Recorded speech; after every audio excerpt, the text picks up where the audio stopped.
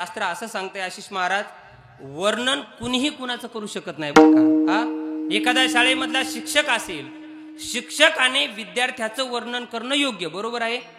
पण नेमका दुसरी तिसरीतला विद्यार्थी त्याने गुरुजीचं वर्णन करणं हे चुकीचं आहे महाराज. हा, कारण शास्त्र असं सांगतंय कोण वर्णन करतंय हे फार महत्वाचं आहे बरं का महाराज. कारण शास्त्र असं सांगतंय जो वर्णन करणारा आहे तोही योग्य असला पाहिजे. लक्ष द्या बरं, जो वर्णन करणारा आहे तोही योग्य असला पाहिजे, ज्याचं वर्णन करायचंय तोही योग्य असला पाहिजे, आणि जो वर्ण विषय आहे तो सुद्धा योग्य असला पाहिजे.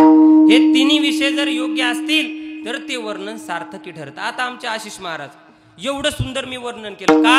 कारण ते मी सुंदर वर्णन केलं त्याच्यापेक्षाही सुंदर मृदंग वाजवतात म्हणून त्यांचं वर्णन मी केलं. ही योग्यता आहे, ही योग्यता आहे. काय झालं, कुणी कुणाचं वर्णन करू शकत नाही व अधिकार पाहिजे महाराज. हा, अधिकार पाहिजे. काय झालं, उंटाचं लग्न ठरलं बघा. हा, कुणाचं? उंटाचं. आता ज्यांचे झाले त्यांना डबल करायला वाटायलेत, मग उंटाला का नको वाटाय का महाराज? उंटाला इच्छा झाली लग्न करायचं. महाराज 2 वर्ष फिरला पोरी पाहासाठी, भेटली ना योगायोगानं. कारण पोरी भेटणं आता काय सोपं नाही राहिलं महाराज. हा, लय चांगलं राहावं लागायला तेव्हा पोरी भेटायल्यात महाराज. आता तुमच्या गावात गणेश भाऊचं जमलंय महाराज, त्यांचं भाग्य काहीतरी. विठाला विठाला विठाला. उंटाचं लग्न ठरलं, पत्रिका छापल्या. पत्रिकेवर नवरदेवाचा फोटो, नवरीचा फोटो, दोघांचेही फोटो छापले. ऐका बरं, लक्ष द्या. दोघांचेही फोटो छापले आणि पत्रिका वाटप चालू झाल्या. त्या पत्रिकेवर सर्वात शेवटी एक वाक्य असतं, आपण सहकुटुंब सहपरिवाराने येऊन वर आणि वधूस आशीर्वाद द्यावे, असं लिहिलेलं असतं का नाही? हा, माझं झालं नाही अजून, मला माहित नाही, तुम्ही सांगा तुमचं झालंय ना. लिहिलेलं असतं का नाही? ज्यांचं झालं ते बोला. असं लिहिलेलं असतं, आपण सहकुटुंबाने यावं आणि परिवाराला आशीर्वाद द्यावी, वर आणि वधूसला आशीर्वाद द्यावी, असं लिहिलेलं होतं. पत्रिका वाटप चालू झाल्या. एक पत्रिका पडली महाराज गाढवाच्या हातात. लग्न कुणाचं? मायमावल्या कुणाचं? अहो बोला, कुणाचं? उंटाचं. बोला बरं का, जास्त म्हणायला लावू नका. कुणाचं लग्न? उंटाचं. आणि पत्रिका कोणाच्या हातात पडली? गाढवाच्या. महाराज त्या गाढवान पत्रिका वाचली. पत्रिकेवर शेवटी वाक्य होतं, आपण वेळात वेळ काढून आमच्या लग्नाला उपस्थित राहावं आणि आमच्या वर वधूस आशीर्वाद द्यावे, लग्नाला यावे, असं लिहिलेलं असतं. पण लग्नाला जायचं का नाही जायचं गाढवाला काय माहित महाराज. गाढवानं केली पूर्ण भावकीच गोळा, एक ऐश्वर्यच भरलं, भावकीच गोळा केली. चला आपल्या पाहुण्याचं लग्न आहे. महाराज सर्व ट्रॅक्टर मध्ये भरले आणि उंटाच्या लग्नाला आले. लग्नाला आले बरं, आता लग्नाला आले, येऊ नाही आले पण मुकाट्यानं बसाव ना. हा, जसा नवरदेव पानवाट्याला आला तसं महाराज ते गाढव जाग्यावर उभं राहिलं आणि त्या उंटाचं वर्णन करायला लागलं. वा, काय नवरदेवाचा सौंदर्य आहे, वा काय नवरदेवाचा देखणेपणा आहे, वा एवढा सुंदर नवरदेव मी या विश्वात पाहिला नाही.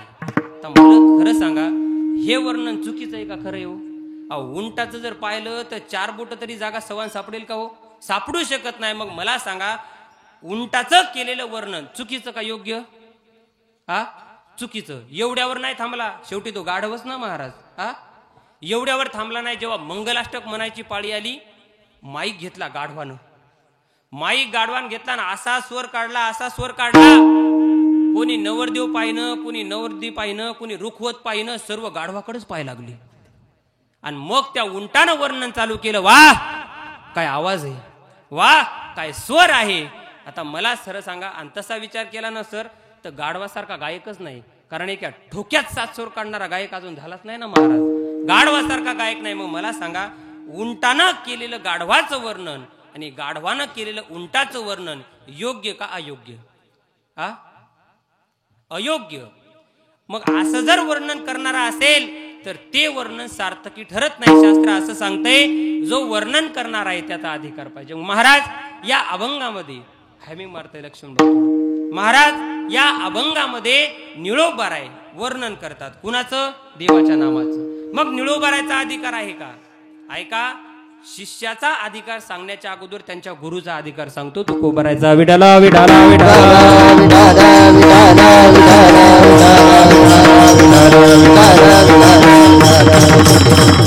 जगद्गुरु तुकोबारायचा अधिकार एका मिनिटामध्ये सांगतो बघा. सहज झोपल्या जातं त्याला आराम म्हणतात. वाईट मार्गाने कमवतो त्याला हराम म्हणतात. जो सख्या भावासारखं वागतो त्याला सखाराम म्हणतात. जो एक पत्नी व्रत सांभाळतो त्याला सीताराम म्हणतात. आणि ऐका, हॅमिंग मारते, अखिल कोट ब्रह्मांड नायक भगवान श्री पंढरीश पांडुरंग परमात्मा ज्यांच्या पायाची पूजा देहू गावात येऊन करत होताना त्यांना संत तुकाराम महाराज म्हणतात. महाराज तुकोबरायचा अधिकार नाही लक्षात आला महाराज? अजून सांगा, ऐका. जगद्गुरु तुकोबराय 3दा वैकुंठावरून आले. ऐका बरं, जगद्गुरु तुकोबरायचा अधिकार. एकदा संताजी महाराज जगनाडेसाठी आली, दुसऱ्यांदा निळोबारायसाठी आली, आणि तिसऱ्यांदा आपल्या मुलीसाठी भागीरथीचं. अगोदर खूप सुंदर लागलं होतं, विठाला विठाला विठाला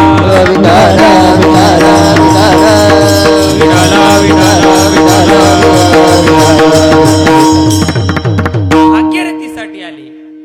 तिसऱ्या वेळी जेव्हा तुकोबराय वैकुंठाला गेले, भाग्यरथी आपल्या आईकडे गेले. आई, अगं बाबा दिसत नाहीत का? 2-3 दिवस झाले, कुठं गेले असतील बाबा? जिजाऊ साहेबांनी सांगितलं, अगं तुझे बाबा वैकुंठाला गेले. आता भाग्यरथी महाराज छोटी होती, काय करणार वैकुंठ? भाग्यरथीला वाटलं आपले बाबा एखाद्या गावालाच गेली की काय. 4 दिवस वाट पाहिली, 5 दिवस वाट पाहिली, पण तुकोबराय काय आली नाही महाराज. कारण तुकोबरायचा असा स्वभाव होता, तुकोबराय जर एकदा भंडारा डोंगरावर गेले आणि भजन करायला बसले ना, तर 2-2 दिवस घरी येत नव्हते महाराज. आणि ते भजन करायचे आपल्यासारखं पैशासाठी नव्हतं ना महाराज त्यांचं भजन. तुकोबरायचं भजन करावं चालू तुकोबरायांनी भजन, आणि तुकोबरायच्या भजनामध्ये साक्षात जगाचा मालक डोलत होता बरं महाराज. तुकोबाची अमृतवाणी देवाजीच्या पडता कानी, तुकोबाची अभंगवाणी देवाजीच्या पडता कानी, दगडाच्या टाळामधुनी गायले अभंग, दगडाच्या टाळामधुनी गायले अभंग. तुकोबाची अमृतवाणी देवाजीच्या पडता कानी, तुकोबाची अभंगवाणी देवाजीच्या पडता कानी,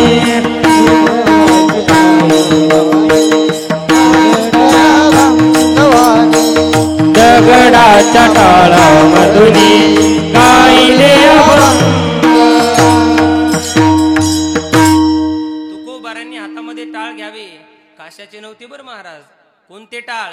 दगडाचे टाळ. तुकोबाची अभंगवाणी अरे देवाजीच्या पडता कानी, दगडाच्या टाळामधुनी गायले अभंग, दगडाच्या टाळामधुनी गायले अभंग. तुकोबराय भजन करायला गेले. 2-3 दिवस आले नाही. भागीरथीला वाटलं माझे बाबा कुठेतरी भजन करायला गेले. 2 दिवस झाले, 4 दिवस झाले, 5 दिवस झाले. ऐका बरं, तुकोबरायचा अधिकार सांगतोय. 5 दिवस झाले तुकोबराय आले नाही. शेवटी भाग्यरथी रडायला लागली आणि भाग्यरथीने आपल्या बाबाचा धावा केला. भाग्यरथी करे धावा, ओ बाबा गेले कोण्या गावा, ओ बाबा गेले कोण्या गावा, ओ बाबा गेले कोण्या गावा. भाग्यरथी करे धावा, बाबा गेले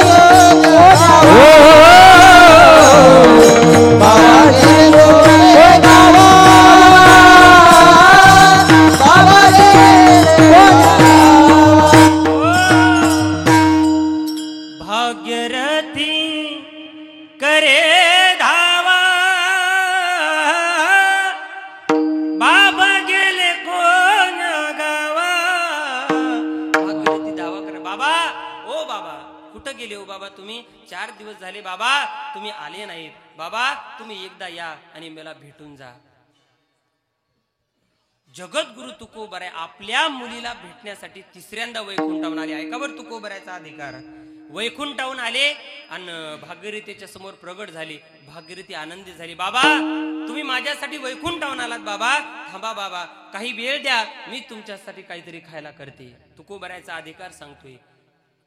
भागीरथीने घरामध्ये जावं, अनेक डबे तपासावे, पण डब्यामध्ये काहीच भेटत नव्हतं. कारण तुकोबरायचा परमार्थ आणि संसार कसा होता महाराज. फुटकाची विना त्याला दोन तार. अहो फुटकाच विना आणि त्याला 2 तार फक्त महाराज. एवढा त्यांचा परमार्थ संसार. म्हणजे तुकोबरायच्या घरात जी चूल होती ना आशिष महाराज, त्या चुलीवर सुद्धा हिरवगार गवत होतं. मग मला सांगा माता मावल्या, ज्या चुलीवर हिरवगार गवत उगवलेला असेल, तुमच्या अंदाजाने सांगा त्या चुलीवर किती दिवस झाले स्वयंपाक झालेला नसेल. हिरवं गवत. भागीरथी आतमध्ये गेली, सर्व डबे चेक केले, पण भागीरथीला काही भेटलं नाही. शेवटी एका कपडामध्ये थोड्याशा शेवळ्या, काय शेवळ्या, त्याला आता शेवळ्या म्हणत नाहीत, त्याला काय म्हणतात आता, मॅगी. मॅगी हो वांजुळेकर, काय म्हणतात त्याला, मॅगी म्हणतात महाराज. मॅगी. मॅगी का मॅगी, मला मॅगी मॅगी येत्यातला अजून फरक कळाला नाही महाराज. ते आता आपलं नाहीच महाराज, ते बाहेर देशातून. पण ऐका, पूर्वी शेवळ्या असायच्या, आता त्याला मॅगी म्हणतात. अहो जसा जसा दिवस बदलतोय, वर्ष बदलतंय, तसं जमान्यामध्ये फरक पडत चाललाय. मला सांगा आजी, तुम्ही कुंकू लावलंय बरोबर आहे. आता काही माता मावल्या टिकली लावतात, काही कुंकू लावतात. मला सांगा आजी, तुम्ही कुंकू लावले, मोठं कुंकू लावण्याच्या मागचा भाव काय आहे, कशामुळे मोठं कुंकू लावत होत्या. तर याचा अर्थ आपलं पूर्वी असं म्हणायच्या, जेवढं मोठं कुंकू लावलं तेवढं आपल्या धन्याचं आयुष्य वाढतं. बरोबर आहे बरोबर का नाही. जेवढं मोठं कुंकू लावलं तेवढं धन्याचं आशीर्वाद, आपलं आयुष्य वाढतं. पण आता महाराज धनी एवढा बारीक झाला, एवढा बारीक झाला की दुर्बिणीन पाहावं लागायला. नेमका धनी कुठं आहे, एवढूसा धनी महाराज. धनी म्हणजे नवरा बर का, ते टिकलीला म्हणतात धनी. आणि तो धनी असा नाही ना महाराज, कधी कपाटाला चिटकवतात, कधी भिंतीला चिटकवतात, कधी बाथरूम मधल्या भिंतीला, कधी कधी महाराज धरतात आणि काढून फेकून देतात. कोणाला, अहो धनी हो बोला ना, कोणाला, अहो धनी तुमचं माझं सांगतोय. आता महाराज तो धनी एवढा बारीक झालाय की दुर्बिणीने पाहावा लागतो. ऐका, पूर्वी माता मावल्या दळण दळायच्या महाराज. दळण काय असायचो, 10 लोक परिवारामध्ये असायचे. सकाळी 4 वाजता उठायचं, जातं घ्यायचं आणि जात्यावर दळण दळायचं. पण मला खरं सांगा, जेव्हा जात्यावर दळण दळायच्या तेव्हा शांताबाई गाणे म्हणायच्या का बाया तुम्ही, नाही. एवढे सुंदर गाणे म्हणायच्या, तुम्हाला आठवण करून देतो, ऐका बरं. ओव्या गाऊनी स्वरात दासजनीच्या घरात, दळण दळिले सख्या श्रीहरी, आळ चोरीचा माझ्यावरी, असा कार्य विठ्ठला तू माझ्या मुळावर, गावकरी पुजारी मजने ती सुळावर, कुठ गेली तुझी जादूगिरी, आळ चोरीचा माझ्यावरी, जात्याच्या मुखी घालते ग मोत्याचे दाणे. अशा म्हणायच्या का नाही माता मावल्या तुम्ही. पूर्वी माता मावल्या एक ओवी म्हणायच्या, ऐका बरं. वाट चार वाट सरा, काय बघतो खेड्यात, पंढरीचा पांडुरंग माझ्या भावाच्या वाड्यात. म्हणायच्या का नाही माता मावल्या तुम्ही कुंकावाल्या. आता या टिकल्यावाल्याने काय केलं, एक नवीनच ओवी तयार केली. मका काढायला शेतात जायचं. मका आहे ना तुमच्या इकडे, आता सध्या मका म्हणजे तुमच्या इकडे जे ते सांगतो बरोबर का नाही. आणि आणायचं कुठून, तुमचं नामच सांगावं लागतं महाराज. तुमच्या गावातलं नाही तर आमच्या गावातलं. मका काढायला नवरा जर सकाळी उठला नाही तर माता मावल्या डायरेक्ट म्हणतात महाराज, रामाच्या ग पाऱ्यामध्ये जात वाज वंगा वंगा, जात वाज वंगा वंगा, उठ रे गोदड्यातल्या सोंगा. म्हणतात का नाही. म्हणसाल म्हणत तर पाठ करून घ्या बरं का, तेवढं तरी कीर्तनातून घेऊन जा. विठ्ठला विठ्ठला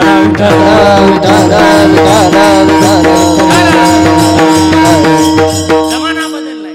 भाग्यरथीने सांगितलं बाबा, ओ बाबा तुम्ही माझ्यासाठी आलात ना, थांबा एक मिनिट, मी तुमच्यासाठी काहीतरी खायला करते. काय करते भाग्यरथी, काय आहे आपल्या घरात? बाबा अहो तुम्ही वैकुंठावून येऊ शकता तर मी तुमच्यासाठी काहीतरी करील. महाराज शेवाळ्याचा भात शिजवायला टाकला. पण शेवाळ्याच्या भातावर काय लागतं घेण्यासाठी? तूप. तूप नाही, तूप म्हणलं की चूप. ठीक, आता दह्या आपलं दूध लागतं, दूध बर का, दूध लागतं. भागीरथीने तांब्या घेतला. बाबा 5 मिनिटं थांबा बाबा, भात तयार झालाय पण तुमच्यासाठी मी दूध घेऊन येते. भागीरथी गेली. ओ मावशी, अहो माझे बाबा वैकुंठावून आले हो, थोडस मला दूध द्या. ओ काका, माझे बाबा वैकुंठावून आले, थोडस मला दूध द्या. पण भागीरथीला देहू गावात कुणीही घोडभर दूध दिलं नाही. भागीरथीला वाईट वाटलं, अरे माझे बाबा वैकुंठावून माझ्यासाठी आले आणि मी माझ्या बापासाठी फक्त एक घोडभर दूध सुद्धा गोळा करू शकत नाही. धिक माझं जीवन आहे. रडत रडत अश्रू पुसत पुसत भागीरथी आपल्या घराकडे येत होती. जगद्गुरु तुकोबरायचं लक्ष गेलं, धावत गेले. भागीरथीला असलं धरलं आणि सांगितलं, ए भागीरथी काय झालं ग रडायला तुला? अगं भागीरथी तू बोलवल्या मी वैकुंठावून आलो ग, आता काय झालं तुला रडायला? सांग, तुझ्या काय रडण्याचं कारण? तुला कोणी काही बोललं का? तुला कोणी काही शिवीगाळ केली का? तुझा कोणी अपमान केला का? सांग. भागीरथी रडत रडत सांगायला लागली, बाबा, हो बाबा, अहो एवढं माझं नशीब चांगलं नाही हो बाबा. तुम्ही वैकुंठावून माझ्यासाठी आलात ना बाबा, तुमच्यासाठी शेवाळ्याचा भात केला, पण त्या भातावर घेण्यासाठी आपल्या घरी दूध सुद्धा नाही. मी गावात गेले, प्रत्येकाला विचारलं, अहो दूध द्या दूध द्या, पण बाबा या देहू गावात मला कुणीच दूध दिलं नाही. रडणाऱ्या भागीरथीचे अश्रू पुसले बापाने. कारण सांगू का, या जगात बापावर सर्वात जास्त प्रेम करणारं पात्र म्हणजे मुलगी आहे. आणि बापाचं सर्वात जास्त प्रेम जर कुणावर असेल तर ते मुलीवर असतं. विठाला विठाला विठाला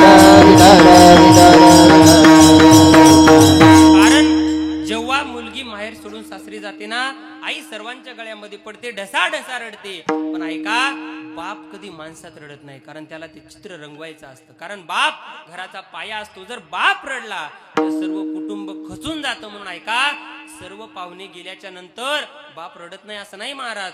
शेतात जातो, पायात मुंडकं घालतो, ढसा ढसा रडतो. लग्न लागल्याच्या नंतर मंडपच्या खांबाला डोकं आपटून आपटून जो रडतो ना, त्याला बाप म्हणतात महाराज, त्याला बाप म्हणतात. ऐका बरं. ओरा मंदी माया त्याच्या काळ्या मेघवानी, ओरा मंदी माया त्याच्या काळ्या मेघवानी, दाखविना कधी कुणा डोळ्यातल पाणी. जिजू जिजू संसाराचा, जिजू जिजू संसाराचा गाडा हाकला, लय अवघड हाय गड्या, उमगाया बापर, उमगाया बापर. ऐका, तो बाप सर्व कुटुंबासाठी करतो, पण त्या बापाला एक दिवस म्हणावं लागतं महाराज.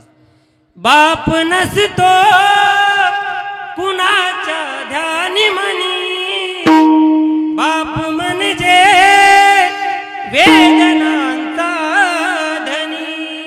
त्या बापाला अंतकाळात ज्या मुलाला जन्म दिला तो मुलगा घरातून बाहेर काढून देतो. विठाला विठाला